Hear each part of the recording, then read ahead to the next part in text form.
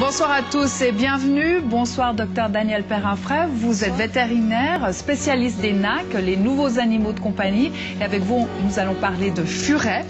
Et qu'est-ce que c'est exactement un furet? C'est un rongeur? Non, c'est un petit carnivore qui fait partie de la famille des mustélidés, donc comme la fouine, la belette, l'hermine, etc.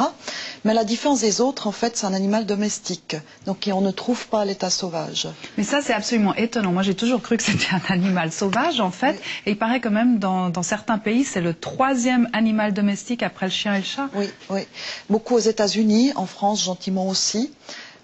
Il est très apprécié parce qu'en fait c'est un animal qu'on laisse pas tellement sortir, qu'on garde souvent à la maison, qu'on laisse juste sortir dans l'appartement. Donc c'est assez idéal pour les gens qui n'ont pas d'accès à l'extérieur et ainsi que ceux qui travaillent beaucoup parce que le furet dort beaucoup aussi dans sa journée. Mais il y a quand même quelques inconvénients et on va en parler un petit peu plus. Mais avant je vous propose de nous rendre chez Marie-Laure qui est une passionnée de furets. Elle partage son appartement avec 8 furets. Vous allez voir, c'est du travail et ce n'était pas simple pour notre journaliste Brigitte Perrin, qui s'est fait un peu malmener par ces petites bêtes. Bonjour, alors ici il y a tous mes petits fufus, les furets qui se promènent.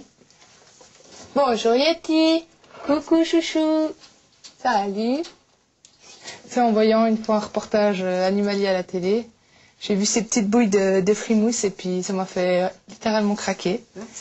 Tu laisses. Ils sont tellement joueurs, fouineurs, voleurs que c'est ce qui me plaît le plus. Donc, et puis c'est un petit défi aussi à devoir les éduquer au départ. Donc, et puis j'adore. Aïe, arrête de mordre, dis donc. Donc ça fait mal, hein, mais j'ai l'habitude. Moi je les tiens dans les cages, mais tous les jours ils sont libres, sous surveillance avec moi. Ils dorment beaucoup, 18 heures environ par jour. Donc l'avantage c'est qu'ils ne s'ennuient pas non plus quand on n'est pas là.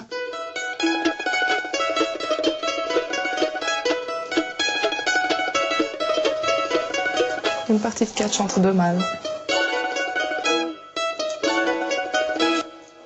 Quand ils sont tous ensemble ça va, mais quand il faut faire des groupes de séparation pour les sortir, j'y passe toutes mes soirées, ça c'est sûr. Dans un appartement, c'est vrai, pour être tranquille, c'est pas évident s'ils sont lâchés. Derrière le canapé, ils vont venir choper les pieds.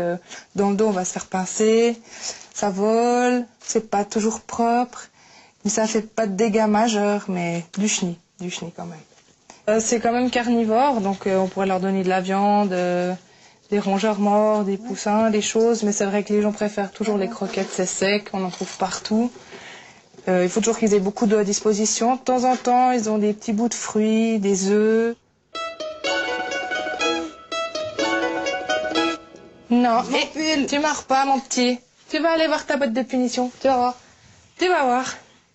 Oh. Allez, hop. Oh. Quand tu seras gentil, tu pourras sortir. Je fais ça avec tous. Un temps... Je les grondais, une petite tape, je les remettais dans la cage, mais la cage, ça sert pas de punition. Alors ça m'est venu l'idée de la boîte de transport vide, en fait, comme punition. Et il reste, ça dépend, 5 minutes, 10 minutes, 20 minutes, le temps qu'il soit calme, et ensuite il pourra ressortir.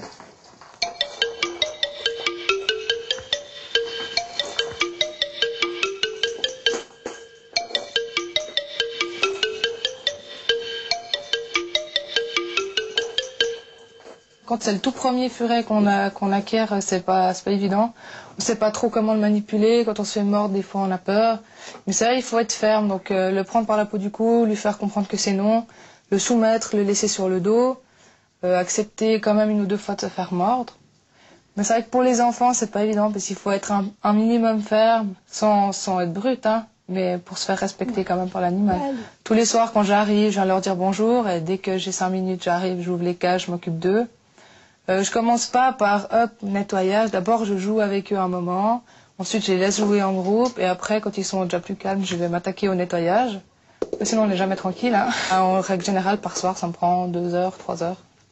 Des fois plus. Mais pour moi, c'est pas du tout une contrainte. Hein. C'est à mon plaisir. Il y a des gens qui comprennent pas que je fais ça tous les jours, tous les soirs. De temps à autre, je leur enfile un petit harnais et je les promène dehors.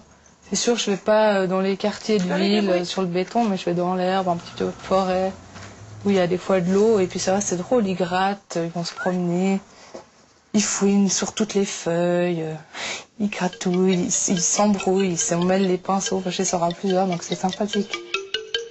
Il courait pour le furet du bois Médard, il courait pour le furet du bois joli. Alors, docteur Perrin-Fray, on voit que c'est des animaux qui ont du caractère. Est-ce qu'ils sont tous aussi joueurs? Oui, alors c'est ce qui en fait leur intérêt, c'est qu'ils sont très très joueurs, ils sont très curieux, ils sont fortement amusants pour un propriétaire de les voir jouer, on peut jouer avec.